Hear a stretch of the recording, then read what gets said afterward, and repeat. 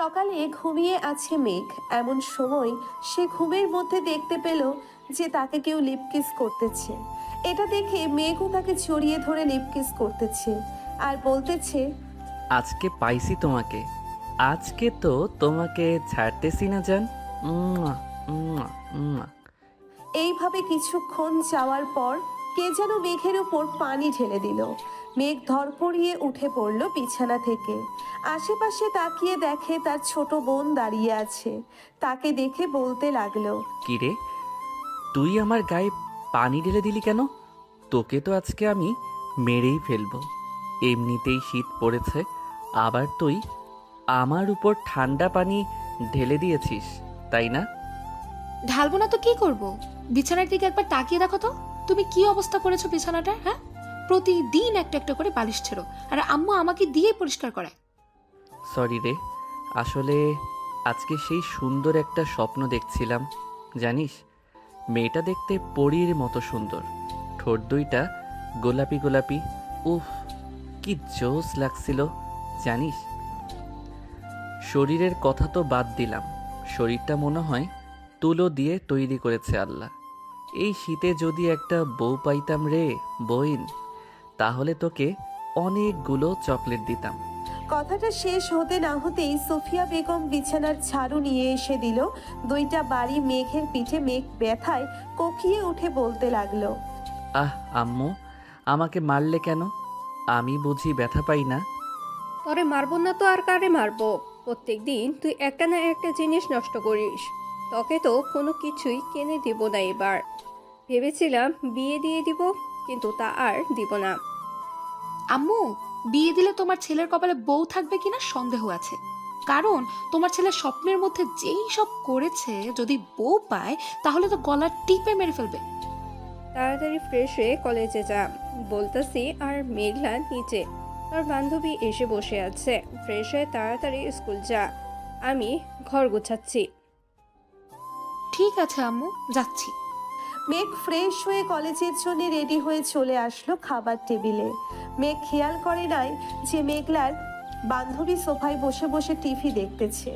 মেঘ খাওয়া দাওয়া করে তার বাইক নিয়ে সোজা চলে গেল কলেজ মাঠে। এইদিকে মেঘলাও রেডি হয়ে খাওয়া দাওয়া করে তার বান্ধবীকে নিয়ে বেরিয়ে গেল স্কুলের উদ্দেশ্যে। কিছু দূর যাওয়ার পর মেঘলার বান্ধবী বলতে লাগলো, আচ্ছা মেঘলা, ওইটা কি তোর ভাই ছিল নাকি? আর বলিস না, প্রতিদিন একটা না একটা কিছু করবেই। আজকে কোলবালিশ ছিঁড়ে ফেলেছে। সে নাকি তার স্বপ্নে দেখেছে যে তাকে কোনো এক সুন্দরী মেয়ে এসে লিপকিস করছে। বাহ বাহ, সুন্দর স্বপ্ন তো দেখে তোর ভাই। তাকে বিয়ে করিয়ে দে। আর এক্ষুনি তো বিয়ে করিয়ে দেওয়ার সময়। আশেপাশের লোকেরা দেখিস না শীতের সময় বেশি বিয়ে করে। তাকে যদি বিয়ে দেই তাহলে মনে হয় না তার বউ এক সপ্তাহ আমাদের বাড়িতে থাকবে। আমাকে যে অত্যাচার করে, আবার তো সেটা তার বউ চুমু দিতে দিতে তাকে মেরেই ফেলবে। যাক, ভালোই হলো। আজকে মুডটা খারাপ ছিল, তোর কথা শুনে মুডটা একদম ঠিক হয়ে গেল। মেঘলা আর আফরিন চলে গেল ক্লাসে। এইদিকে মেঘ তার বন্ধুদের কাছে এসে ব্যাগটা ছুঁড়ে মারলো প্রান্তর বুকে আর বলতে লাগলো, জীবনটা মনে হয় স্বপ্ন দেখে দেখেই পার করে দিতে হবে। বিয়ের বয়স তো হয়েছে, আমার আম্মু আব্বু বিয়ে দেয় না কেন আমাকে বলতো? তোকে আবার বিয়ে দিবে তোর আম্মু আব্বু? তুই প্রতিদিন যা শোনাস আমাদের, আমার মতো মনে হয় না তুই এক সপ্তাহ ঘরে বউ রাখতে পারবি। তোর এই অত্যাচারে তোর বউ এমনিতেই পালিয়ে যাবে। আরে ইমতিয়াজ, শোন আমার কথা। বল। আগে দেখ না মেঘ কি স্বপ্ন দেখেছে, এরপর না হয় তাকে সুন্দরী মেয়ের ঠিকানা দিব। হুম, ঠিক বলেছিস ইমতিয়াজ। মেক শুরু কর তোর প্রতিদিন রুটিন। তাহলে শোন কি দেখেছি আজকে। আজকে সেই সুন্দর একটা স্বপ্ন দেখেছি। জানিস, মেয়েটা দেখতে পরীর মতো সুন্দর, ঠোঁট দুইটা গোলাপি গোলাপি। উফ, কি জোস লাগছিল জানিস। কোমরটা কি বলবো, নায়িকা অপসরীর মতো সুন্দর কোমর। আর কি কি দেখেছিস বল বল। ডাব দেখিস নাই? দোষ শালা, এত দিকে খেয়াল ছিল নাকি আমার? আমি তো শুধু মেয়েটার ঠোঁটে কিস করছিলাম। যেই তার জামাটা খুলতে যাবে অমনি শেষ। বাকিটা আমি বলে দেই। তোর বোন মেঘলা এক বালতি পানি তোর উপরে ঢেলে দিয়েছে, তাই না? একদম ঠিক বলেছিস, কিন্তু আমার বোন যে আমার উপর পানি ঢাললো, এটা তুই জানলি কি করে? স্বাভাবিক বিষয়। তুই যদি নিজেই খাওয়ার সময় আমাদের ফোন দিয়ে এটা বল দিস, তাহলে কি আমরা জানবো না? আমি ফোন দিয়েছিলাম নাকি তোদের? হুম, দিয়েছিলি। এখন তবে একটা সুন্দরী মেয়ের ঠিকানা দেই। আজকেই এই কলেজে ভর্তি হয়েছে। তুই যাকে নিয়ে প্রতিদিন সুন্দর স্বপ্ন দেখিস, এটাই হয়তো সেই মেয়ে। তাহলে দেরি করতেছিস, করেন এখনই দে, আমি তাড়াতাড়ি গিয়ে প্রপোজ করে আসি, পরে না হয় চুমু দিব লাইনে আসলে। ওই যে একটা মেয়ে দেখতেছিস না, একা দাঁড়িয়ে আছে বোরকা পরে, ওইটাই তো সুন্দরী পরী। তাড়াতাড়ি যা গিয়ে প্রপোজ করে দে, তা না হলে কিন্তু পরে দেখিস পাখি উড়াল দিবে। এখনই যাইতেছি, তোরা ভিডিও করে রাখ। ইমতিয়াজ তার ব্যাগ থেকে একটা ফুল বের করে দিল মেঘকে। এইদিকে মেঘ ফুলটা হাতে নিয়ে স্টাইল করে হাঁটতে হাঁটতে চলে গেল ওই মেয়েটার কাছে। আশেপাশে তাকিয়ে দেখে কেউ নেই, তাই মেঘ হাঁটু গেড়ে বসে প্রপোজ করতে লাগলো। আমি জানি না তুমি কোন রাজ্যের রাজকুমারী, আমি জানি না তোমার পরিচয়। আমি তোমাকে প্রতিদিন স্বপ্নে দেখি, তোমার ঠোঁটে কিস করি। তুমি কি হবে আমার রাজ্যের রাজকুমারী? তুমি কি হবে আমার মনের রাজকন্যা? আমি তোমাকে সুখে রাখবো। I love you. এটা বলে মেঘ চোখ খুলতেই দেখতে পেল একটা মহিলা বোরখা পরে দাঁড়িয়ে আছে এই জায়গায়। মহিলাটা মেঘের হাত থেকে ফুলটা নিয়ে বলতে লাগলো, আমি হব তোমার রাজ্যের রাজকুমারী। তুমি আমাকে ছেড়ে যেও না প্রিয়। আমি যে তোমার অপেক্ষা ছিলাম এতদিন। I love you too baby. Megh এটা দেখে তো দিল দৌড়। এক দৌড়ে চলে আসলো তার বন্ধুদের কাছে। মেঘ আসতেই সবাই হাসাহাসি করতে লাগলো। ইমন, তোর প্ল্যানটা তো সেই ছিল রে। মেঘের অবস্থা দেখার মতো হয়েছে। শালারা, তোদের তো আজকে আমি মেরেই ফেলবো। তোরা সব জেনে বুঝে আমার সাথে এমন করেছিস, তাই না রে? আরে শালা, ওইটা তো আমাদের ক্লাসের রিধির মা। আমি কি জানতাম ওইটা রিধির মা হবে? আমি তো দেখেছি রিধি দাঁড়িয়ে ছিল, সবাই কথা বলতেছে। এমন সময় মহিলাটা এসে পিছন থেকে মেঘকে জড়িয়ে ধরে বলল, আমাকে রেখে কোথায় যাচ্ছ আমার আশিক? প্লিজ প্লিজ এখানে দাঁড়াও আশিক। আমি যে তোমাকে খুব ভালোবাসি আশিক। আম্মু গো, আমি আর বিয়ের কথা বলবো না গো, আমাকে বাঁচাও তোমরা কেউ এসে। শালা, তুই এবার তোর রাজকুমারীকে নিয়ে বাসর কর গিয়ে। আন্টি, আপনি ওর সাথে যান, আপনাকে মানাইছে আমার বন্ধুর সাথে। আপনি যে এই বয়সে এত স্মার্ট ছেলের প্রপোজ পাবেন ভাবতেই পারি নাই। যা দুষ্টু ছেলে, আমাকে আন্টি ডাকছো কেন? আমাকে ভাবি ডাকবে ভাবি। চলো আমরা আসি, তোমাকে নিয়ে ঘুরে আসি সাত সমুদ্র তীর নদী।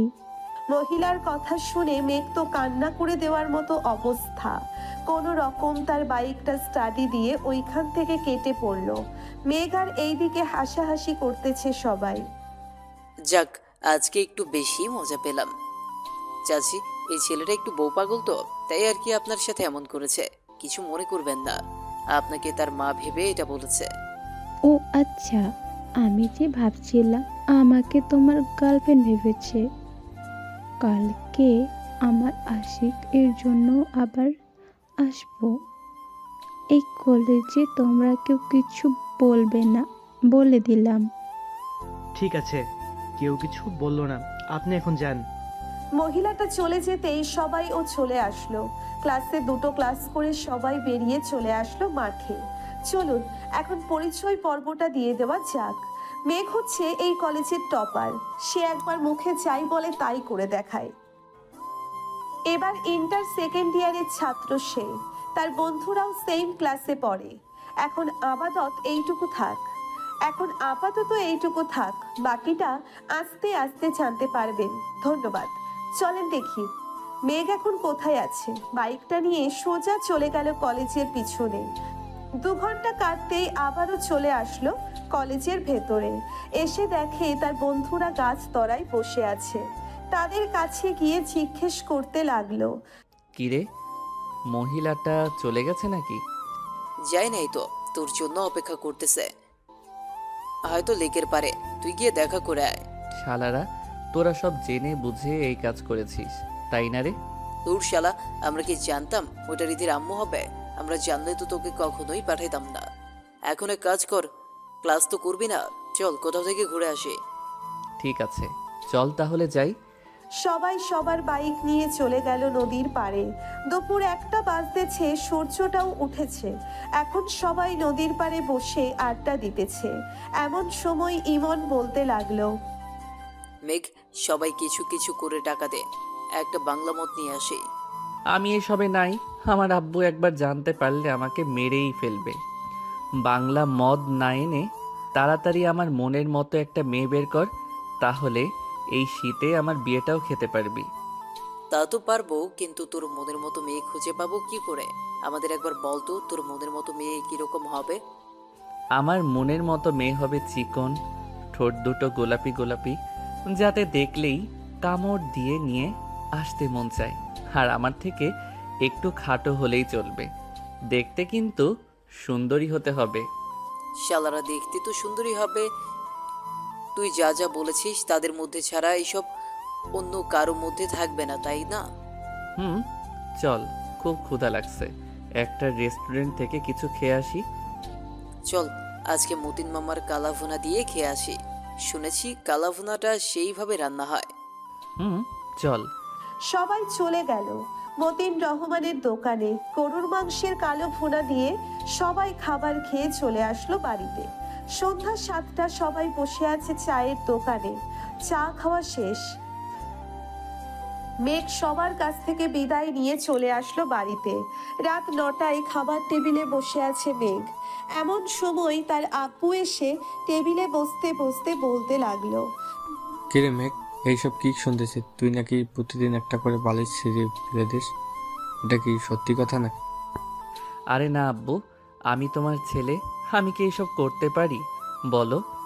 সব মিথ্যা কথা বলতেছে আম্মু আর আপু। হয়েছে, আর কিছু বলতে হবে না। তোর স্বভাব চরিত্র আমার ভালো করেই জানা আছে।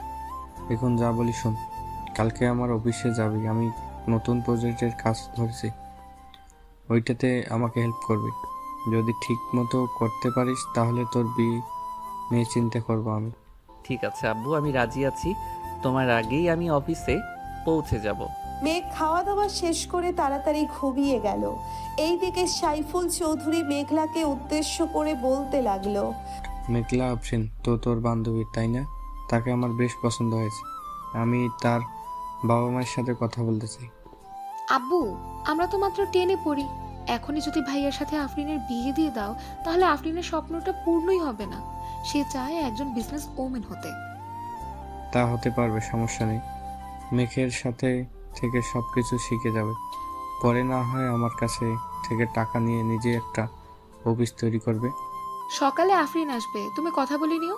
আর ভাইয়া যা করে, আফরিন থাকবে নাকি থাকবে না তার শিওর নেই। বিয়ে দিয়ে দিলেই তো সব ঠিক হয়ে যাবে। এখন তুই গিয়ে ঘুমা, আর আফরিনকে মেসেজ দিয়ে বলে দে যে সকাল 6টার দিকে আসার জন্য। বাকিটা তুই তো বুঝেই গেছি কি করতে হবে।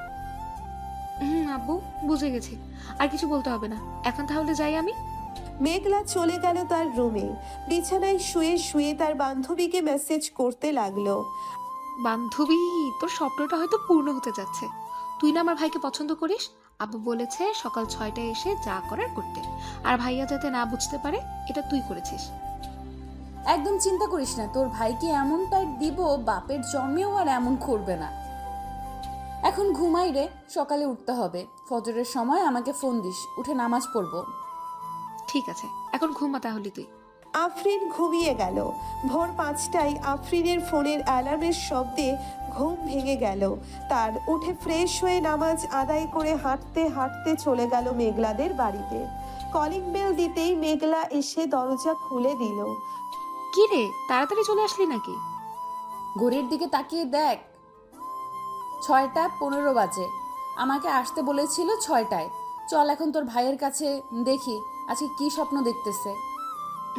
চল, তাড়াতাড়ি বালিশ ছিঁড়ে ফেলার আগেই কিছু একটা করতে হবে। চল। দুইজন চলে গেল মেঘের রুমে।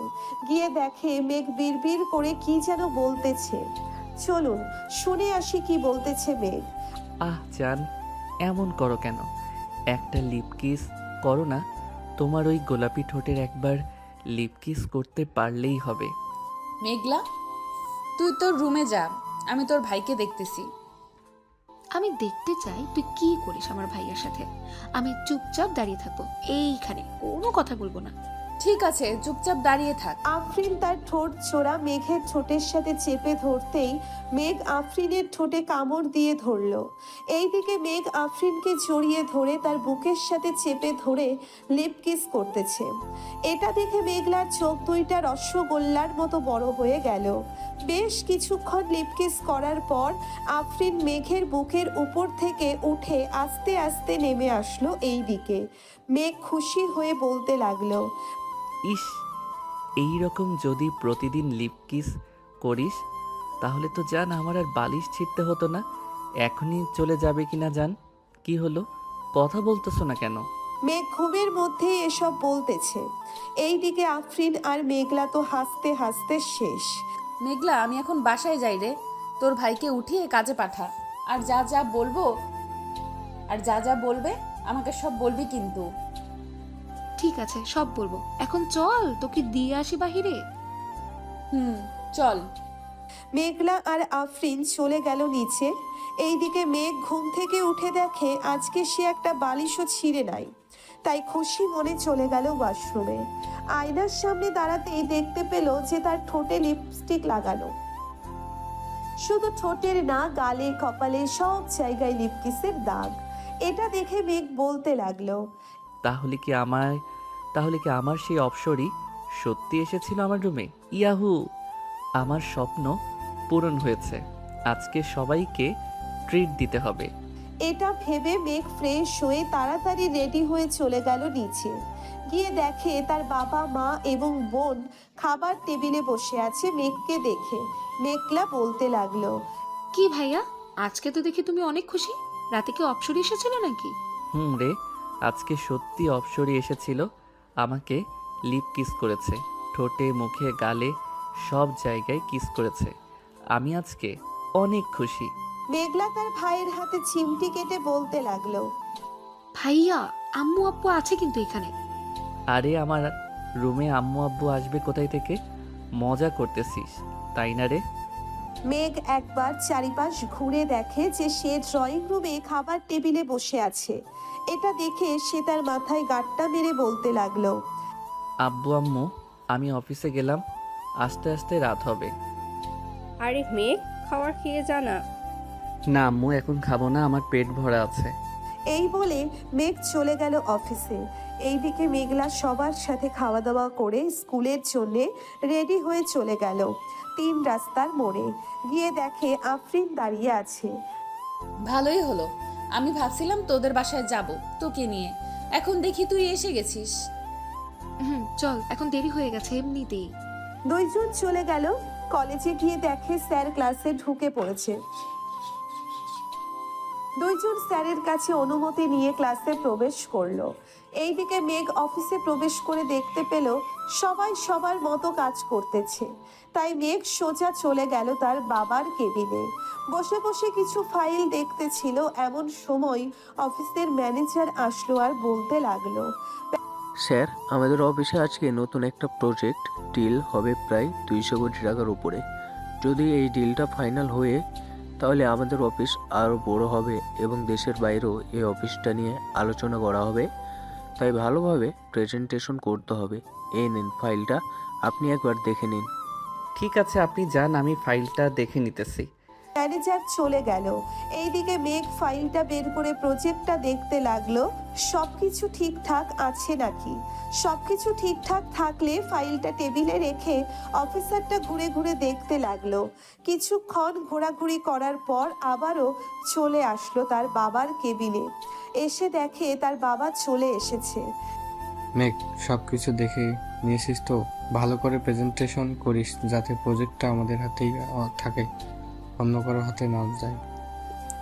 ইনশাল্লাহ আব্বু, তুমি কোনো চিন্তা করো না, এই প্রজেক্টটা আমরাই পাবো। তা ওরা কখন আসবে? এই তো আর 10 মিনিটের মধ্যে চলে আসবে। চল আমরা মিটিং রুমে গিয়ে বসে পড়ি। হুম, চলো আব্বু, যাই তাহলে। সাইফুল এবং মেঘ চলে আসলো মিটিং রুমে। বেশ কিছুক্ষণ পর কয়েকজন বিদেশি ক্লায়েন্ট আসলো, তাদের সাথে মিটিং করতেছে মেঘ। এইদিকে সাইফুল চৌধুরী বসে বসে দেখতে লাগলো মেঘ কি করতেছে। 1 ঘন্টা যেতেই মিটিংটা শেষ হয়ে গেল। বিদেশি ক্লায়েন্টরা মেঘকে উদ্দেশ্য করে বলতে লাগলো, Mr. Meg Choudhury, we really like your project. We want to give you this project. Take this. There is 100 crores taka here. We will give the remaining 100 crores taka after the work is completed. The deal is final. Deal is final. ওরা চলে গেল।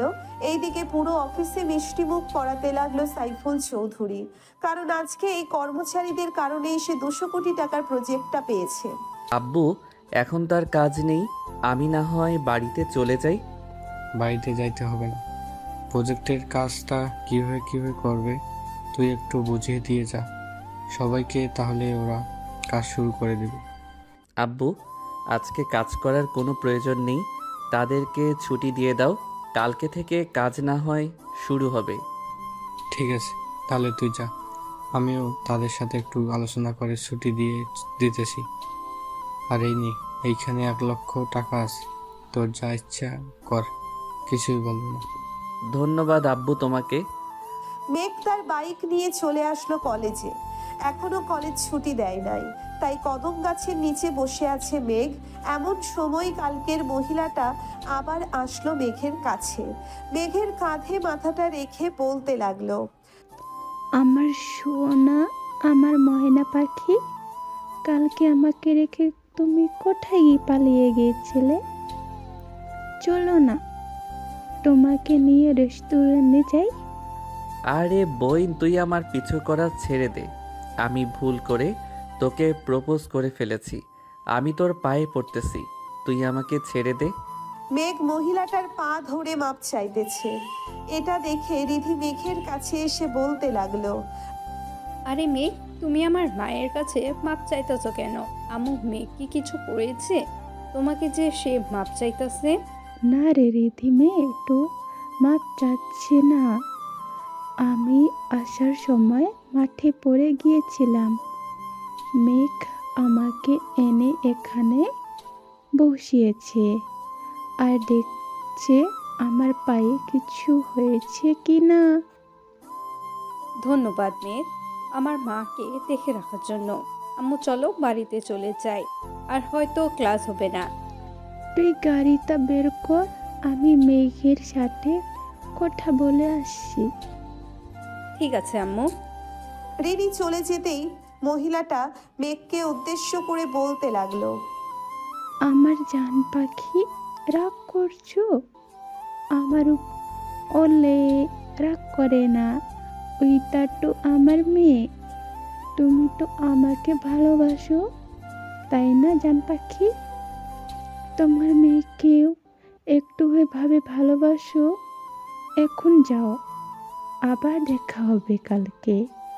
মহিলাটা চলে গেল। এইদিকে মেঘ রাগে সাপের মতো ফোঁসফোঁস করতেছে আর বলতেছে, শালার বন্ধু বান্ধব পাইছি, এখন তো তারাও দেখি আমাকে বাস দেয়। দিতে থাক, আমি আমার অপসরীকে পেয়ে গেছি, আজকে আমাকে কিসও করেছে, আমি এতেই খুশি। শালা, তোকে তোর অপসরে কিস করে নাই, তোকে কিস করেছে ইঁদুর। শালারা সত্যি আজকে আমার অপসরী কিস করেছে আমাকে, তা না হলে আমি কি আর এইখানে থাকি? চল, আজকে ট্রিট দিব। আজকে আমাদের বলবি না তোর অপসরে কি কি করেছে তোর সাথে? হুম, বলবো তো, আগে রেস্টুরেন্টে চল, এরপর না হয় আমি সব বলবো তোকে। আজকে 2টা সুখবর আছে। তাহলে তো যেতেই হয়, তবে বিল কি তুই আমাদের হাতে ধরিয়ে দিবি নাকি আবার? না, যে আজকে আব্বু আমাকে 1 লক্ষ টাকা দিয়েছে, এই দেখ, বলেছে যা ইচ্ছা তাই করার জন্য। তোকে একটা ভালো কাজ দিই, করতে পারবি তুই? ভালো কাজ আবার করতে পারবো না কেন? বল কি করতে হবে?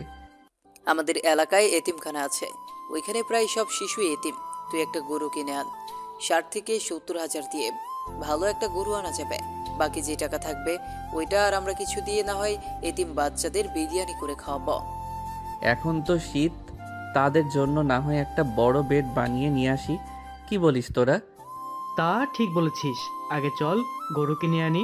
আমরা তো সবসময় ভালো ভালো খাবার খাই, একদিন না হয় তাদেরকে খাওয়ালাম। চল তাহলে বাইকগুলো যার যার বাড়িতে রেখে আসি।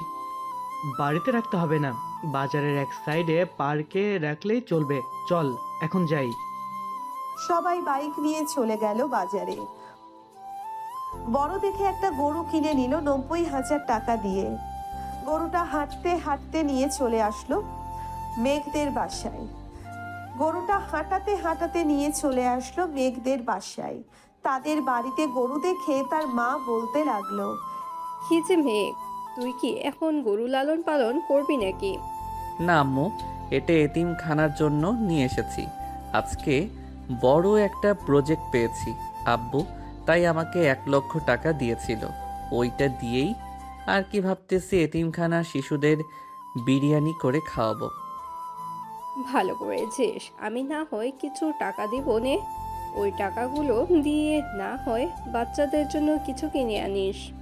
ঠিক আছে আম্মু, আমি এখন বাজারে যাব। আজকে রাতের মধ্যেই সব কিছু রেডি করে ফেলবো। ঠিক আছে, যা, আমিও কিছু খাবার দিয়ে দেই গরুটাকে। এই বলে সুফিয়া বেগম চলে গেল ঘরে। এইদিকে মেঘ তার দিকে বন্ধুদের নিয়ে চলে আসলো মাদ্রাসায়। মেঘকে দেখে হুজুর খুশি হয়ে গেল, কারণ মেঘ প্রতি মাসে বাচ্চাদের জন্য কিছু না কিছু দেয়। আসসালামু আলাইকুম হুজুর। ওয়ালাইকুম আসসালাম মেঘ, কেমন আছো? আর এই সন্ধ্যাবেলায় আসলে যে? আলহামদুলিল্লাহ ভালো আছি হুজুর। আমি এই মাদ্রাসার সকলকে বিরিয়ানি খাওয়াতে চাই, তাই একটা গরু কিনে এনেছি। এখন তো শীতকাল, তাই বাচ্চাদের জন্য জামা কাপড় আর বেডের ব্যবস্থা করতে চাচ্ছিলাম। আপনি কি বলেন? বেড তো তোমার আব্বু দিয়েছে, এখন আর কিছু লাগবে না। মাদ্রাসার সকলের এক কালার ড্রেস যদি পারো তাহলে বানিয়ে দাও, তাতেই চলবে। ঠিক আছে, কালকেই সবার মাপ নিয়ে যাবে দর্জি। এখন যাই তাহলে হুজুর। মেঘ চলে গেল বাজারে, যা যা লাগবে সব কিছু কিনে নিয়ে চলে আসলো বাসায়। এই রাতে খাওয়া দাওয়া করে রুমে বসে আছে এমন সময় মেঘলা প্রবেশ করলো মেঘের কেবিনে। মেঘলাকে দেখে মেঘ বলতে লাগলো, কিছু বলবে নাকি? ভাইয়া, অপসরীর চেহারাটা দেখেছো নাকি? দেখে থাকলে বলো, আমি দেখি সেরকম মেয়ে পাই কিনা। তার মুখ তো আমি দেখি নাই, তবে আমি আন্দাজ করতে পারতেছি যে তার ডান গালে ছোট্ট একটা তিল আছে আর ঠোঁটের নিচে ছোট্ট একটা তিল আছে। ইয়াহু, তার মানে আমি পেয়ে গেছি তোমার অপসরীকে। আর চিন্তার কোনো কারণ নেই, তুমি নিশ্চিন্তে থাকতে পারো। তোমার অপসরী তোমার কাছেই আছে, সে প্রতিদিন আসবে, এটা বলে দিলাম কিন্তু। তাহলে তো ভালোই হলো। অপসরীর ঠোঁটজোড়া অনেক মিষ্টি রে, যা বলে বোঝাতে পারবো না। আচ্ছা, তো তুমি মাদ্রাসার জন্য বিরিয়ানি কবে তৈরি করবে? কালকে তো শুক্রবার, কালকেই করবে নাকি? হ্যাঁ, কালকে করব। কেন, কোনো সমস্যা নাকি? না, কোনো সমস্যা নেই। এখন আমি ঘুমোতে যাই, গরু জবাই করার সময় আমাকে ডাক দিও। মেঘলা চলে গেল তার কেবিনে, গিয়ে ঘুমিয়ে পড়ল। রাত প্রায় 3টে, এমন সময় কলিং বেল বেজে উঠল। এত রাতে বেল বাজতে দেখে সাইফুল তার স্ত্রীকে উদ্দেশ্য করে বলতে লাগলো, কি ব্যাপার, এত রাতে কে এসেছে আমাদের বাড়িতে? আমিও তো জানি না কে এসেছে, চলো তো নিচে গিয়ে দেখি। কি ব্যাপার, তোমরা এত রাতে এখানে এসেছো যে? আঙ্কেল, মেঘ আমাদের আসতে বলেছে, তাই তো এসেছে। কিরে মেঘ, এত রাতে ওদের আসতে বললি কেন? কোন দরকার আছে না? আব্বু, গরুটা এখনই জবাই করব, তাই ওদের ডেকে এনেছি। এই তোরা যা, গিয়ে ফ্রেশ হয়ে নে, আমি বাইকটা নিয়ে হুজুরকে ডেকে আনতেছি। তাদের আর যেতে হবে না, এখন আমি উঠে গেছি, আমি যাইতেছি। তুই এক কাজ কর, গরুটা যেইখানে জবাই করবি ওইখানে জায়গাটা পরিষ্কার করে নে। ঠিক আছে আব্বু। সবাই সবার কাজে লেগে পড়লো। এইদিকে মেঘলাও ঘুম থেকে উঠে গেছে। মেঘের সাথে মেঘলাও কাজ করতেছে। এটা দেখে সুফিয়া বেগম বলতে লাগলো, মেঘলা, তুই গিয়ে ঘুমা, শীত পড়েছে, অনেক বাতাস, এর জন্য থাকতে হবে না। আমার কিছুই হবে না আম্মু, তোমরা কাজ করো, আমি তোমাদের জন্য চা আর কফি বানিয়ে নিয়ে আসছি। ঠিক আছে, যা তাহলে। মেঘলা চলে গেল। এইদিকে সকাল 7টার আগেই সবাই সবার কাজ শেষ করে ফেললো। বাবুর্চিদের খবর দিতেই ওরাও চলে আসলো। বাবা, এখানে তো মনে হচ্ছে 4 মণের উপরে গোস্ত আছে। এখন পুরোটাই রান্না করব নাকি রেখে দেব কিছুটা? আপনার অনুমান করে পুরোটাই বিরিয়ানি করে ফেলেন। ঠিক আছে বাবা। 12টার মধ্যে সকল রান্না শেষ করে ফেললো। এইদিকে বাড়ির মহিলারা প্যাকেট করতেছে সকল খাবার, যাতে প্রত্যেক বাড়িতে 2-3টে করে দেওয়া যায়। নামাজ শেষ করেই সবাইকে সব দিয়ে দিল। এইদিকে মেঘ খাবার খেয়ে তার বন্ধুদের সাথে কিছুক্ষণ আড্ডা দিয়ে চলে গেল তার রুমে। বিছানায় শুয়ে পড়তেই তার ঘুম চলে আসলো। এইদিকে আফরিন বসে আছে মেঘলার রুমে। মেঘলা, আমি তোর ভাইয়ার রুমে চাইতেছি। কেউ যদি জিজ্ঞাসা করে তাহলে বলবি তোর রুমে ঘুমাচ্ছি। এখন ভাইয়ার রুমে গিয়ে কি করবি তুই? ভাইয়া তো ঘুমোচ্ছে মনে হচ্ছে। ঘুমাক, তাকে জ্বালানোর জন্যই তো যাইতেছি আমি। আফরিন চলে গেল। মেঘের রুমে গিয়ে দেখে মেঘ একটা কোলবালিশকে জড়িয়ে ধরে ঘুমাচ্ছে। এটা দেখে আফরিন আস্তে আস্তে কোলবালিশটা মেঘের কাছ থেকে নিয়ে সোফায় রেখে আফরিন শুয়ে পড়ল মেঘের সাথে। এইদিকে মেঘ সুন্দর একটা গন্ধ পেল। আফরিনের শরীর থেকে গন্ধটা তার নাকে যেতেই বলতে লাগলো, আমার অপসরি, তুমি এসেছো। আমাকে একটু জড়িয়ে ধরো অপসরি, আমি তোমার ওই ঠোঁটের মৃদু স্বাদটা নিতে চাই। আফরিন কোনো কথা না বলেই মেঘের বুকে মাথা রেখে ঘুমিয়ে গেল। দেখতে দেখতে সন্ধ্যা হয়ে আসলো। আজানের শব্দ কানে আসতেই আফরিনের ঘুম ভেঙে গেল। মেঘের বুকের উপর থেকে উঠে আস্তে আস্তে রুম থেকে বের হয়ে চলে গেল মেঘলার রুমে। গিয়ে দেখে মেঘলা নামাজে দাঁড়িয়ে গেছে। এটা দেখে আফরিনও ফ্রেশ হয়ে অজু করে মেঘলার সাথে নামাজ আদায় করে নিল। রাতে সবাই খাবার টেবিলে খাবার খাচ্ছে। এমন সময় আফরিন খাবার টেবিলে এসে বসতেই মেঘ আফরিনের দিকে তাকিয়ে বলতে লাগলো, আম্মু, এটাই তো আমার স্বপ্নের অপসরি, আমি এই মেয়েকেই বিয়ে করতে চাই। কানের নিচে মারবো 2টা। এত পিচ্ছি মেয়েকে তুই বিয়ে করলে তোকে পুলিশ ধরবে। ধরলে ধরবে, আমি আমার অপসরিকে হারাতে চাই না। আমাকে 1 মাসের মধ্যে এই মেয়ের সাথে বিয়ে দিবে, তা না হলে কিন্তু আমি এই বাড়ি ছেড়ে চলে যাব। তুই বাড়ি ছেড়ে চলে গেলে কারো কিছু যাই আসে না। এখন চুপচাপ খাওয়া দাওয়া করে ঘুমাতে যা। ঠিক আছে আব্বু, যাইতেছি।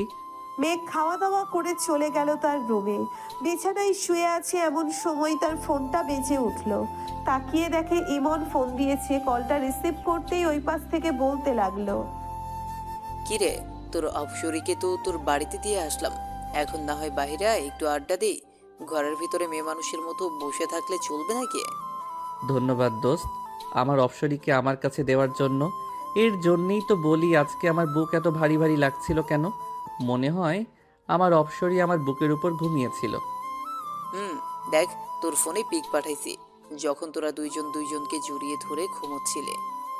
শালারা, তোর আর ভালো হলি না, এইটাও পিক তুলতে হলো তোদের। আমরা তো আগে থেকেই ভালো ছিলাম, তুই আবার কোন ভালোর কথা বলছিস? থাক, তোরা আসতেছি আমি। মেঘ ফোনটা কেটে দিয়ে নিচে চলে আসলো। বাইকের চাবিটা নিয়ে সোজা চলে গেল 3 রাস্তার মোড়ে, কারণ ওইখানেই সবাই আড্ডা দেয়। মেঘ যেতেই ইমতিয়াজ বলতে লাগলো, ঘরে বউ পাইয়া আমাদের ভুলে গেছিস তাই না রে? আরে সালা, আমি তো এখনো বিয়েই করতে পারি নাই তাকে, আর তুই বলেছিস যে বউ পাইয়া তোদের ভুলে গেছি। আর একটা কথা, আমি তো আমার অপসরিকে দেখি নাই, তোরা দেখেছিস নাকি? আমরা দেখব কিভাবে, আমরা তো খুঁজে বের করে তোকে দিয়ে দিছি, তুই দেখে নিস তোর অপসরিকে। এখন চা খাও আমাদের। সবাই চা খেয়ে রাত 10টা পর্যন্ত আড্ডা দিয়ে চলে আসলো বাসায়। এইদিকে আফরিন বসে আছে মেঘলার রুমে। দুইজনে বসে বসে তাদের স্কুলে যে লেখাগুলো দিয়েছে সেই লেখাগুলো লিখতেছে। এটা দেখে মেঘ চলে গেল মেঘলার রুমে। গিয়ে দেখে তার অপসরী মাথায় ওড়না দিয়ে লিখতেছে, কিন্তু তার মুখ দেখা যাচ্ছে না চুলের জন্য। এটা দেখে মেঘ বলতে লাগলো, এই যে মিস অপসরি, চুলগুলো একটু সরান তো, দেখি আপনাকে মন ভরে। ভাইয়া আর একবার যদি ডিস্টার্ব করো তাহলে কিন্তু আমি আম্মুকে ডাক দিতে বাধ্য হব। আর ডাকতে হবে না, আমি চলে যাইতেছি। মিস অপসরি, লেখা শেষ হলে আমার রুমে আইসেন, দুইজন বসে গল্প করব। আম্মু! আরে যাইতেছি তো, এইভাবে ডাকতে হবে নাকি? থাক। তাড়াতাড়ি তোর রুমে যা, না হলে কিন্তু তোর অপসরীকে আবার তার বাড়িতে পাঠিয়ে দিব, তখন আর দেখতে পারবি না। পাঠানোর দরকার নেই, আমি আসবো না এই রুমে। এই বলে মেঘ চলে গেল তার রুমে। বিছানায় শুয়ে শুয়ে গেম খেলতেছে আর বলতেছে, আমার অপসরীকে আমার কাছ থেকে কেড়ে নিবে ওরা, তা কি করে হয়? আমি কখনোই হতে দিব না। আমার অপসরীকে আমার করেই ছাড়বো। এই সব বলতেছে মেঘ আর গেম খেলতেছে। রাত প্রায় 3টে। আফরিন মেঘের রুমে এসে দেখে মেঘ এখনো শুয়ে শুয়ে ফোন টিপতেছে। মেঘ দরজার দিকে তাকাতেই দেখতে পেল তার অপসরীকে। অপসরী, তুমি এসেছো? ভিতরে আসো। বাহিরে দাঁড়িয়ে আছো কেন? তুমি এত রাত অবধি ফোন টেপো কেন? তাড়াতাড়ি ঘুমাও, না হলে কিন্তু আমি চলে যাবো এই বাড়ি থেকে। কোথায় যাইতে হবে না তোমার। অপসরী, তুমি এই বাড়িতেই থাকো, আমি এখনই ঘুমাচ্ছি। এই তো লক্ষ্মী ছেলের মতো কথা বললে তুমি। এখন তাহলে আমি গেলাম মেঘলার রুমে, আমি আবার আসবো একটু পর। যদি এসে দেখি তুমি না ঘুমাইছো তাহলে সকাল হলেই আমি চলে যাব। আফরিন চলে গেল মেঘলার রুমে। এইদিকে মেঘ ফোনটা রেখে ঘুমিয়ে গেল। প্রায় 30 মিনিট পর আফরিন আবার আসলো মেঘের রুমে। এসে দেখে মেঘ ঘুমিয়ে গেছে, তাই আফরিন দেরি না করে মেঘের বুকের উপরে শুয়ে পড়ল। এইদিকে মেঘ তার অপসরীকে জড়িয়ে ধরে বলতে লাগলো, আগে কখনোই এমন হয় নাই অপসরী, তুমি আমার জীবনে আসার পর থেকে সব কিছু পাল্টে গেছে। আমি তোমাকে নিয়ে বেঁচে থাকতে চাই অপসরী, আমি তোমাকে নিয়ে বেঁচে থাকতে চাই। মেঘের মুখে এমন কথা শুনে আফরিন আলতো করে মেঘের ঠোঁট কামড়ে ধরে চুষতে থাকে আর বলতে থাকে, আমিও যে তোমাকে প্রথম দেখাই ভালোবেসে ফেলেছি মেঘ। যেই দিন তোমার বুকে মাথা রেখে ঘুমিয়েছি ওই দিনের পর থেকে আমি একা ঘুমাইতে পারি না, সব সময় মন চায় তোমার বুকেই মাথা রেখে ঘুমাই। আফরিন মনে মনে এইসব বলতেছে আর মেঘের ঠোঁট জোড়া ললিপপের মতো চুষে চুষে খাচ্ছে। বেশ কিছুক্ষণ পর মেঘ ও আফরিনের ঠোঁট জোড়া চুষে খেতে লাগলো। ফজরের আজান কানে ভেসে আসতেই আফরিন মেঘের উপর থেকে উঠে যেতে যাবে, এমন সময় মেঘ আফরিনের হাত ধরে টান দিয়ে আবার বুকের সাথে চেপে ধরলো আর বলতে লাগলো, কোথায় যাচ্ছ এখন? আর একটু শুয়ে থাকো অপসরী। আজান দিতেছে, নামাজ পড়বো, আপনিও উঠে নামাজ পড়ে আসেন। ঠিক আছে যাও, আমিও যাচ্ছি। আফরিন চলে গেল মেঘলার রুমে। গিয়ে দেখে মেঘলা উঠে পড়েছে। ভাইয়ার রুমে গিয়েছিলে নাকি? তোমার ভাইয়ের রুমে গিয়েছিলাম, চলো নামাজ পড়ে নেই দুজন। বেশি কথা না বলে দুইজন নামাজ আদায় করে নিল। সকালে মেঘ খাওয়া দাওয়া করে চলে গেল কলেজে। গিয়ে দেখে তার বন্ধুরা আগে থেকেই বসে আছে। মেঘকে দেখে ইমন বলতে লাগলো, কি রে, কি হয়েছে? তোকে আজকে এত খুশি খুশি লাগতেছে কেন? তোর অপসরী আদর করেছে নাকি? আদর মানে? অনেক আদর করেছে আমার অপসরী আজকে আমাকে। ওর ঠোঁট দুইটা এমনভাবে খাচ্ছিলাম মনে হয় কমলার চিড়ের মতো চুষে চুষে খাচ্ছিলাম। কি রে ইমতিয়াজ, তাহলে তো আমাদেরও লাইন লাগাতে হবে। আমার বন্ধু যখন এসব বলতেছে আমাদের তো লাউস লেগে গেছে। লালুস তো লাগবেই, আমার বউ হচ্ছে সবার থেকে সুন্দরী। এই তোর বউ আবার সবার থেকে সুন্দরী? ওই দেখ আসতেছে, তাড়াতাড়ি পালা গিয়ে, তা না হলে তোকে ধরে ফেলবে। মেঘ পিছনে ফিরতেই দেখতে পেল রিধির আম্মু আসতেছে, তাই মেঘ দৌড়ে চলে গেল ওয়াশরুমে। এইদিকে রিধির আম্মু সবার কাছে এসে বলতে লাগলো, কি ব্যাপার, আমার আশিককে না এইখানে দেখলাম, সে কোথায় গেছে? তাকে একটু ডাকে দাও, আমার আশিককে নিয়ে আমি লন্ডনে যাব ঘুরতে। চাচি, লন্ডনে না গিয়ে কক্সবাজারে চলে যান, ওইখানে আপনাদের কেউ ডিস্টার্ব করবে না। তাই টু যাবা, তোমার বন্দুককে বের করে দাও, আমার লাল মামুনিকে বের করে দাও। কোথায় আমার লাল মামুনি? আমার কাছে আসো। এই বলে রিধির আম্মু চলে গেল তার মেয়ের কাছে। এইদিকে মেঘ তিনতলা থেকে দেখতেছে গাছের নিচে রিধির আম্মু আছে নাকি। ওনাকে না দেখতে পেয়ে মেঘ নিচে চলে আসলো আর বলল, আমাকে তোরা কোথায় ফাঁসিয়ে দিলি বলতো? এই মহিলাটা তো আমাকে মেরেই ফেলবে। আমার অপসরি যদি জানতে পারে আমি এই মহিলাকে প্রপোজ করেছি, তাহলে তো আমার অপসরি আমার কাছ থেকে দূরে সরে যাবে। এটাই তো ভালো হবে। পরে আমি তোর অপসরীকে নিয়ে আসব, কি বলিস তোরা? ইমনের কথা শুনে সবাই হাসতে লাগলো। বেশ কিছুক্ষণ এইভাবে হাসাহাসি করলো সবাই। এমন সময় মেঘের ফোনটা বেজে উঠলো। তাকিয়ে দেখে তাদের অফিসের ম্যানেজার ফোন দিয়েছে। মেঘ কলটা রিসিভ করতেই ওই পাশ থেকে ম্যানেজার বলতে লাগলো, স্যার, আপনার আব্বু গাড়ি অ্যাক্সিডেন্ট করেছে, আপনি তাড়াতাড়ি চলে আসেন এনকে মেডিকেল হসপিটালে। আমরা ওইখানেই স্যারকে ভর্তি করিয়েছি। ঠিক আছে, আমি এখনই আসতেছি। আর আপনি বাড়িতে জানায়েন না কিন্তু, বাড়িতে জানালে সবাই টেনশন করবে। ঠিক আছে স্যার, আমি জানাবো না। মেঘ ফোনটা কেটে দিয়ে তার সকল বন্ধুদের নিয়ে চলে আসলো। হাসপাতালে এসে দেখে ম্যানেজার অপারেশন থিয়েটারের বাহিরে দাঁড়িয়ে আছে। মেঘকে দেখে ম্যানেজার বলতে লাগলো, স্যারের মাথায় একটু আঘাত পেয়েছে, তাই হাত কিছু কাজ ঢুকে গিয়েছে, এগুলো বের করতেছে ডক্টর। এর বেশি কিছু হয় নাই তো আব্বুর? না, এর বেশি কিছু হয় নাই। পিছন থেকে একটা গাড়ি এসে স্যারের গাড়িতে মেরে দিয়ে চলে গিয়েছে। ইমন, খোঁজ লাগাতো কার গাড়ি ছিল ওইটা। পুলিশ সব কিছু দেখতেছে, কাউকে কোথাও যাইতে হবে না। ঠিক আছে। আর আব্বুর সাথে তো সব সময় আপনি থাকতেন, তাহলে আপনি যান নাই কেন আব্বুর সাথে? আমিও যাওয়ার জন্য গাড়িতে উঠছিলাম, পরে স্যার বলতেছে ভুলে ফাইলটা তার কেবিনে ফেলে এসেছে।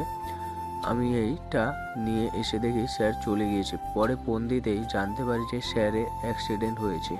ও আচ্ছা। সবাই কথা বলতেছে এমন সময় ডাক্তার অপারেশন থিয়েটারের ভিতরের থেকে বের হয়ে বলতে লাগলো, তেমন বেশি আঘাত পায় নাই।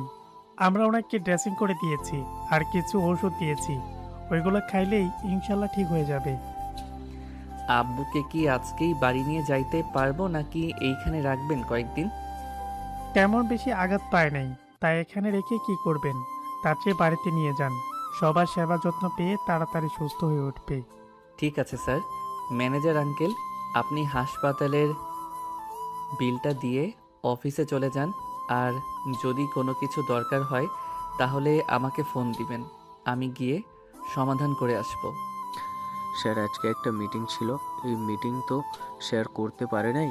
আমি ওনাদেরকে জানিয়ে দিয়েছি, ওনারা বলেছে কালকে মিটিং করবে সকাল 10টায়।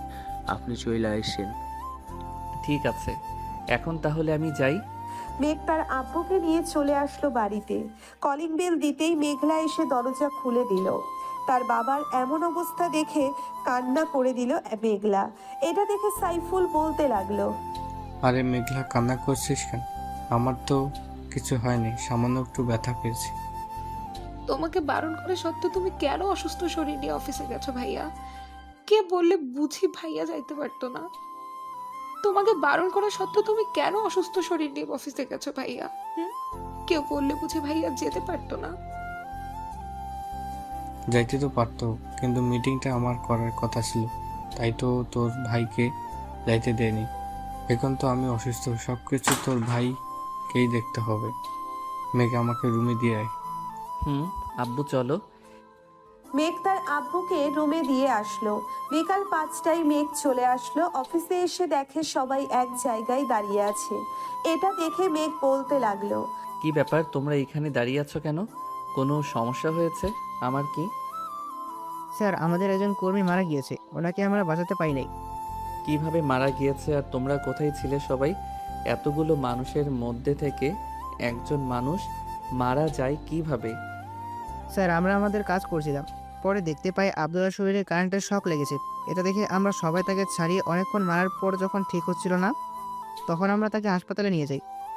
ওইখানে ডাক্তার বলেছে রোগী মৃত। এখন ওনার পরিবার চলবে কি করে? আমাদের অফিসে কেন আছে? আমরা তার পরিবার চালাবো। তার বাড়িতে কে কে আছে কেউ জানলে আমাকে বলো। স্যার, ওনার বাড়িতে একটা ছেলে আছে, 18 বছরের মতো হবে। আর ওনার লাশ কি করব আমরা এখন? কিছু করতে হবে না, তার লাশ আমি নিয়ে যাব তাদের বাড়িতে। তোমরা সবাই আবার কাজ শুরু করো। আমি আব্বুর সাথে কথা বলতেছি, দেখি আব্বু কি বলে। ঠিক আছে স্যার, আপনি কথা বলেন, আমরা কাজ করি তাহলে। সবাই কাজ করতেছে। মেঘ তার বাবার সাথে কথা বলে ব্যাংক থেকে 3 লক্ষ টাকা তুলে নিয়ে চলে গেল ওই লোকটার বাড়িতে। লোকটার পুরো পরিবার কান্না করতেছে। এটা দেখে মেঘের চোখেও পানি চলে আসলো। টাকাগুলো লোকটার স্ত্রীর হাতে দিয়ে তাকে বলতে লাগলো, এইটা আমাদের অফিসের কার্ড। আপনার ছেলেকে কালকে অফিসে পাঠাবেন, ওর চাকরি হয়ে যাবে। ঠিক আছে স্যার, আর এই টাকাগুলো নিয়ে যান। আমাদের টাকা লাগবে না, আপনার বাবা আমাদেরকে অনেক কিছু দিয়েছে। এই টাকাগুলো আমার বাবাই আপনাদেরকে দিতে বলেছে, তাই তো আমি দিয়েছি। আর আপনার ছেলেকে কালকে পাঠিয়ে দিয়েন। এখন আমি যাই তাহলে। মেঘ চলে আসলো বাসায়। রাতে খাওয়া দাওয়া করে বসে আছে, এমন সময় আফরিন তার পাশে বসলো। আফরিনকে দেখে হা হয়ে গেল মেঘ। এইদিকে আফরিন মেঘের এমন হাঁ করে তাকিয়ে থাকা দেখে বলতে লাগলো, এইভাবে যদি হা করে আমার দিকে তাকিয়ে থাকেন তাহলে তো আপনার মুখে হাতে ঢুকে যাবে। আফরিনের কথা শুনে মেঘ তার মুখটা বন্ধ করে ফেললো। সবাই বসে আছে, কথা বলতেছে। এমন সময় সাইফুল বলতে লাগলো, আফরিন, তোমাদের পরীক্ষা শেষ হবে কবে? আমাদের পরীক্ষা তো সামনের মাসে শুরু হবে, শেষ হবে এর পরের মাসে। হঠাৎ এই কথা জিজ্ঞেস করলেন যে? আমার ছেলের অবস্থা তো দিন দিন খারাপ হয়ে যাচ্ছে, তাই তোমাদের পরীক্ষার পর 2 পরিবার মিলে বিয়ে দিয়ে দেবো। ও আচ্ছা, মেঘলা চলো আমরা ঘরে যাই, আমাদের পড়া আছে। চলো। মেঘ, আমি তো অফিসে যাইতে পারবো না। এখন থেকে তোকে অফিস দেখাশোনা করতে হবে। কলেজে তো যাস আর আসিস, কলেজে না গেলে চল কিছুদিন। আমি সুস্থ হলে এরপর না হয় কলেজ যাস। ঠিক আছে আব্বু, তোমরা থাকো তাহলে। আমি ঘুমাতে গেলাম, সকালে আবার মিটিং আছে, ওইটা নিয়ে কথা বলতে হবে ক্লায়েন্টের সাথে। যা। আর এই নেই পেন ড্রাইভ, এটার ভিতরে সব কিছুই আছে। কাজটা কিভাবে বুঝতে হবে তুই একবার দেখলে আশা করি বুঝে যাবে, আমাকে আর বোঝাতে হবে না। আব্বু। মেঘ চলে গেল তার রুমে। গিয়ে দেখে আফরিন বসে আছে। মেঘকে দেখে এক সাইডে গিয়ে বসে পড়ল আফরিন। মেঘ একবার আফরিনের দিকে তাকিয়ে তার ল্যাপটপটা নিয়ে বসে বসে কাজটা দেখতে লাগলো। এইদিকে আফরিন এক পলকে তাকিয়ে আছে মেঘের দিকে। এটা মেঘ খেয়াল করে, তাই আফরিনের উদ্দেশ্য করে বলতে থাকে, কিছু বলবে নাকি এইভাবে তাকিয়ে আছো যে? আমি আপনার কোলে বসতে চাই, আপনি কাজ করবেন আর আমি দেখব। ঠিক আছে, আগে দরজাটা বন্ধ করে আসো, এরপর না হয় বইসো। আফরিন দরজাটা বন্ধ করে এসে মেঘের কোলে বসে পড়ল।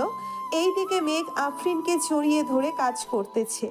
এটা আর আফরিন বারবার মেঘের ঠোঁটে, গালে, কপালে কিস করতেছে। এই তোমার এই দুইটা এত ছোট কেন? ছোট থাকবে না তো বড় থাকবে নাকি? আমি নিজেই তো ছোট মানুষ, আবার আমার জিনিস বড় হবে কি করে? একবার বিয়েটা হতে দাও, দেখবে সুর করে বড় হয়ে যাবে। যা দুষ্টু কোথাকার, আমার বুঝি লজ্জা করে না এসব শুনে? ওরে আমার লজ্জাবতী রে, যখন আমি ধরবো তখন লজ্জা করবে না বুঝি?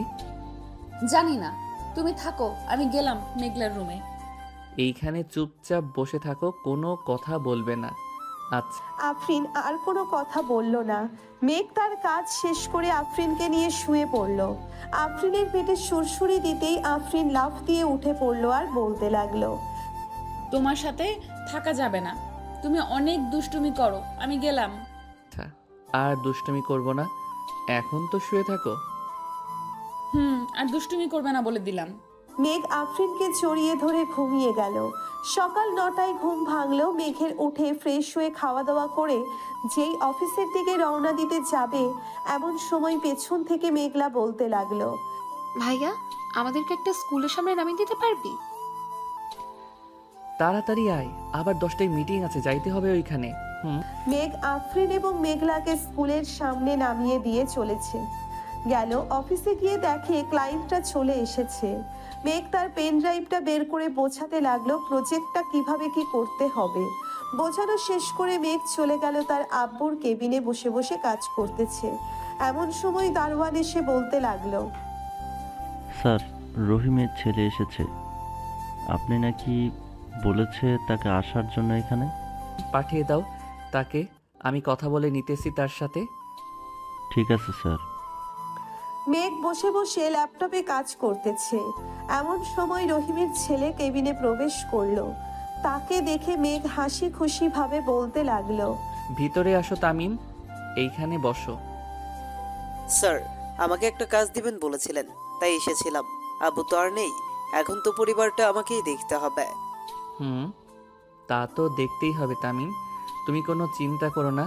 যখন যা লাগবে আমাকে বা আব্বুকে বলবে, তাহলে দিয়ে দিবে আব্বু। এই অফিসটা তৈরির সময় থেকে তোমার আব্বু কাজ করে এসেছে, এখন আল্লাহ তাকে নিয়ে গেছে। দোয়া করি তাকে জান্নাতবাসী করুক, আমিন। তা তুমি এইসব কাজ পারো তো? স্যার, পারি। আব্বু আমাকে সব কিছু শিখিয়ে দিয়েছে। আগে মাঝে মধ্যে আসতাম আব্বুর খাবার নিয়ে, তখন একটু আধটু শিখেছে।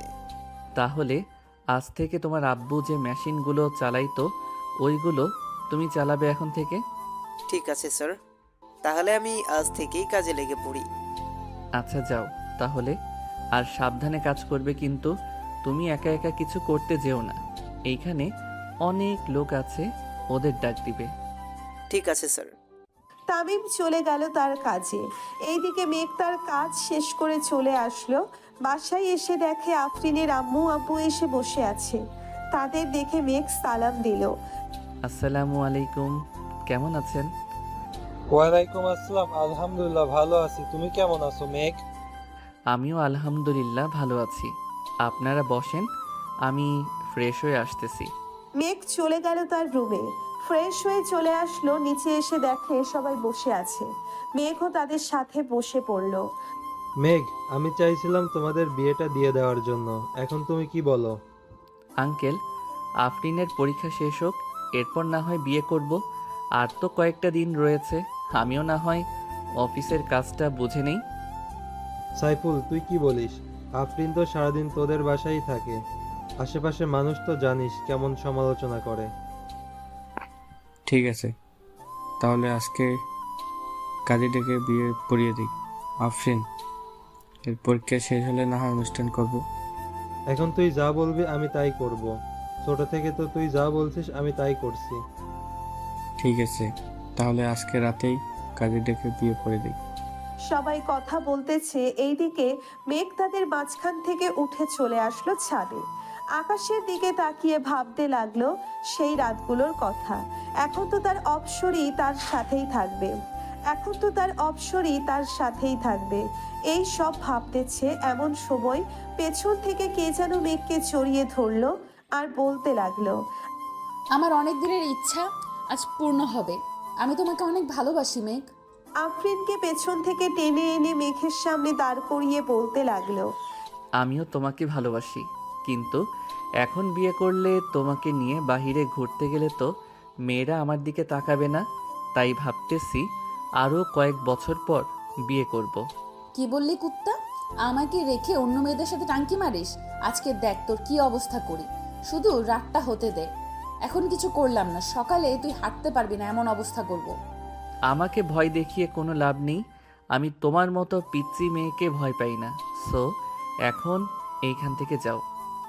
ভয় পাস না তো ঠিক আছে, শুধু দেখ কি করি আমি তোকে রাতের বেলা। এই বলে আফরিন রাগে চলে গেল নিচে। এইদিকে মেঘ তো মহা খুশি তার অপসরীকে রাগিয়ে দিয়ে। রাতে সবাই খাওয়া দাওয়া শেষ করে বসে আছে। এমন সময় কলিং বেলের শব্দ পেল সবাই। আপনারা বসেন, আমি দেখে আসতেছি কে এসেছে। এই বলে আফরিন চলে গেল দরজা খুলতে। দরজাটা খুলতেই দেখতে পেল কাজী সাহেব দাঁড়িয়ে আছে। ওনাকে সালাম দিয়ে ভিতরে নিয়ে আসলো আফরিন। সবাই বসে আছে সোফায়। এমন সময় কাজী বলতে লাগলো, কার কার বিয়ে হবে তাদের আইডি কার্ড বা জন্মের মতনটা নিয়ে আসেন। কাজী সাহেব, মেয়ের বয়সটা একটু কম, আপনি বিয়ে পড়িয়ে দিয়ে যান। যদি কোনো সমস্যা হয় আমি দেখে নেব। দেখুন, এটা তো আইনগত অপরাধ। মেয়ের বয়স 18 না হলে বিয়ে দেওয়া। আচ্ছা, আপনি আনেন, সব কিছু আমি দেখে নিচ্ছি। সবকিছু নিয়ে দিতেই কাজী সাহেব তার খাতায় যা যা লেখার দরকার তা লিখে নিল। কিছুক্ষণের মধ্যে সকল নিয়মকানুন মেনে মেঘ তার আফরিনের বিয়েটা হয়ে গেল। এইদিকে কাজী তার পাওনা টাকা নিয়ে যেতেই সাইফুল বলতে লাগলো, মেঘ, আফরিনকে নিয়ে ঘরে যা, অনেক রাত হয়েছে, আবার কালকে অফিসে যাইতে হবে। ঠিক আছে আব্বু, যাইতেছি। আফরিন আর মেঘ চলে আসলো রুমে। এইদিকে মেঘ বিছানায় বসতেই আফরিন বলতে লাগলো, দাঁড়িয়ে কথা বলতে হবে কেন? সোজা হয়ে দাঁড়াও, তোমার সাথে আমার কথা আছে। বসে কথা বলো, তাহলেই তো হয়। আমি বসে বসে কথা বলতে পারি না, দাঁড়িয়ে কথা বলো। মেঘ দাঁড়াতেই আফরিন বিছানায় ঝাড়ু দিয়ে মেঘকে পিটাতে লাগলো আর বলতে লাগলো, ঘরে এত সুন্দর একটা বউ থাকতে তুই অন্য মেয়েদের দিকে তাকাস, আজকে তোর চোখ তুলে নিব। এই বলে আফরিন মেঘকে জোরে জোরে পিটাতে লাগলো। মেঘের চিৎকার শুনে নিচ থেকে সবাই দৌড়ে চলে আসলো উপরে। মেঘের দরজার সামনে দাঁড়িয়ে মেঘলা বলতে লাগলো, কি হয়েছে ভাবি? ভাইয়া চিৎকার করছে কেন? তোমার ভাইয়ার মাথায় ভূত চাপছে, সে নাকি অন্য মেয়ের কাছে যাবে, তাই একটু নেল পলিশ লাগাচ্ছিলাম। ও আচ্ছা। আব্বু আম্মু চলো চলো নিচে যাই, ভাবি ভাইয়াকে সাইজ করুক। ভাইয়া কিছুদিন ধরে দেখছি একটা মেয়ের পেছনে ঘুরছে। তাহলে তো আমারও যাওয়া দরকার। বৌমা এমনভাবে মারবে যাতে কালকে আর বিছনা থেকে উঠবে না পারে। যদি সকালে ডাক্তারের প্রয়োজন হয় তাহলে ডাক্তার ডেকে আনবো। ঠিক আছে আব্বু, আপনারা যান, আমি আপনার ছেলেকে এমনভাবে সাইজ করব যাতে আর কোনো দিন কোনো মেয়ের দিকে না তাকাতে পারে। সবাই চলে গেল নিচে। এইদিকে মেঘ চিৎকার করতেছে আর বলতেছে, বউ, আমাকে মাফ করে দাও। আমি আর কখনোই কোনো মেয়ের দিকে তাকানো তো দূরের কথা, তার দিকে চাইবও না। কি বললি তুই কুত্তা? আমার দিকে চাইবি না? তাহলে তোর চোখ রেখে কি করব? তোর চোখটাই তুলে ফেলি। ও মা গো, বাঁচাও গো, ও আল্লাহ গো, আমাকে বাঁচাও এই ডাইনি মেয়ের হাত থেকে। আগে তো শান্ত শিষ্ট ছিল, এখন এটা তো একটা আস্তা ডাইনি হয়ে গেছে। ডাইনি তো আমি, এখন দেখ কি করি তোকে। কিছুক্ষণ মারার পর আফরিন ক্লান্ত হয়ে যায় আর বলতে থাকে, এখন কান ধরে উদ্বাস করবি 1000 বার, আমি সারা রাত শুয়ে শুয়ে দেখব। ও বউ, একটু কম করা যায় না? আমি আর কখনোই এমন করব না, বললাম তো তোমাকে। ঠিক আছে, তুই যখন এটা বলতেছিস তাহলে তোর কথা মেনে নিলাম। যা, 200 বার কান ধরে উদ্বাস করবি। পরে কি করতে হবে আমি বলতেছি। এরপরেও আরো কাজ করতে হবে। জি মহারাজ, এরপরও কাজ করতে হবে। এখন তাড়াতাড়ি উঠবস করতে থাকেন তো। মেঘ উঠবোস করতে লাগলো। 200 বার কান ধরে উঠবোস করতে করতে তার হাঁটু যেন খুলে পড়ে যাবে এমন অবস্থা। কান ধরে উঠবোস করা শেষ হতেই কোনো রকম বিছানায় গিয়ে বসলো আর বলতে লাগলো, ওই অপসরি, এখন তো মাফ করো আমাকে, আমি যাই এখন ছাদে। কোথাও যাইতে হবে না, এখানে চুপচাপ বসেন। আমি নিচ থেকে আপনার জন্য খাবার নিয়ে আসতেছি। এতক্ষণ মারার পর হয়তো আপনার পেটের খাবার হজম হয়ে গেছে, আবার তো কান ধরে উদ্বাস করেছেন, এতে তো আরো বেশি। এই বলে আফরিন চলে গেল। নিচে গিয়ে দেখে মেঘলা একলা একলা মুভি দেখতেছে আর চিপস খাচ্ছে। মেঘলাকে দেখে আফরিন বলতে লাগলো, কি ব্যাপার, তুমি এখনো জেগে আছো যে? ঘুমাবে না নাকি? ঘুমাবো তো, মুভিটা শেষ হলেই ঘুমোতে চলে যাব। তার আগে আমাকে একটা কথা বলো, ভাইয়ের কি অবস্থা? সকালে কি অ্যাম্বুলেন্স আনতে হবে? না না, এমনিতেই ঠিক হয়ে যাবে। এখন খাবার খাওয়াবো আর একটু পর আদর করব, তাহলেই দেখবে সকালে তোমার ভাইকে না আমাকে হসপিটালে নিতে হবে। আপনি কি কম আছেন নাকি ভাইয়ের থেকে? আপনিও দেখিয়ে দিবেন আপনার শরীরেরও পাওয়ার আছে। কিরে, তুই আমাকে আপনি করে বলতেছিস কেন? আমি না তোর বেস্ট ফ্রেন্ড, তুই করে বলবি? তুই কি আর আমার বেস্ট ফ্রেন্ড আছিস?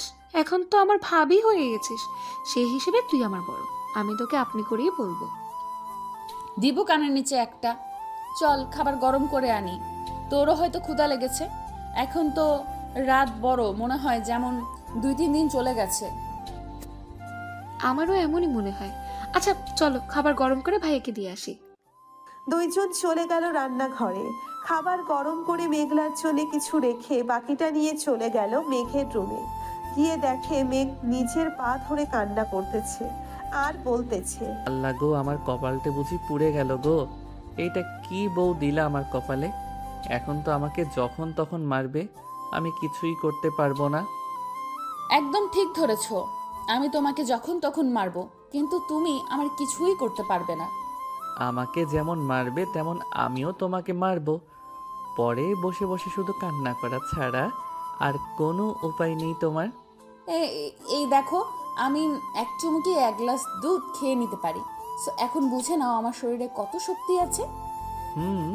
বুঝে গেছি, তোমার শরীরে অনেক শক্তি আছে। এখন আমাকে খাবার দাও, খুব ক্ষুধা লাগছে।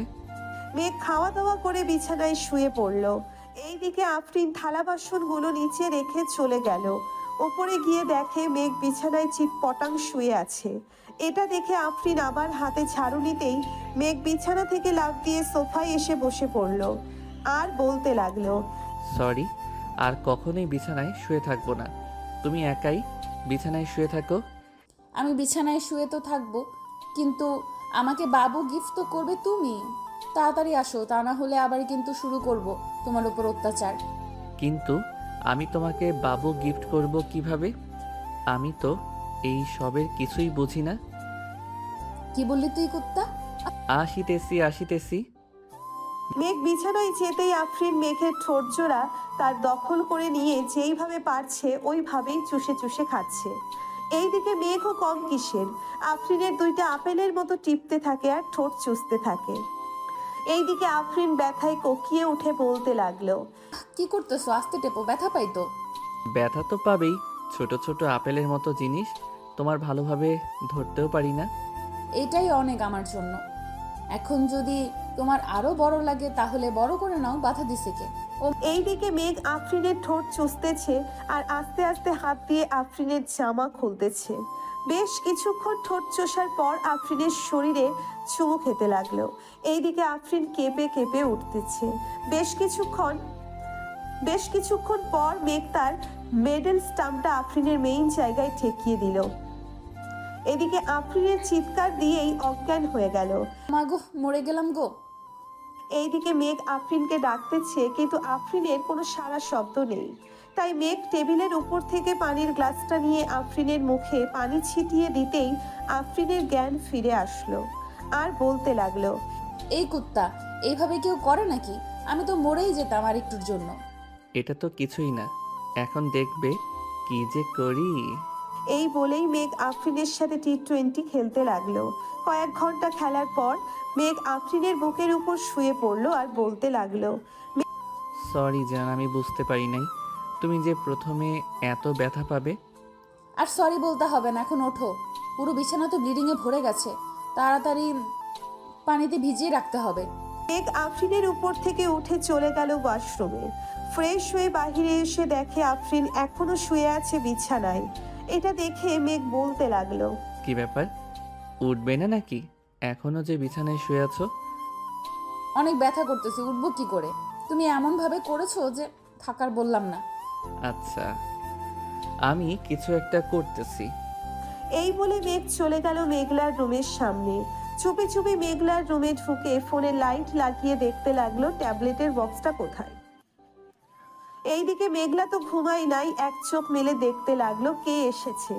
মেঘকে দেখে বুঝে গেল মেঘলা কিছু একটা হয়েছে, তাই মেঘকে উদ্দেশ্য করে মেঘলা বলল, ভাইয়া, কি করছো আমার রুমে?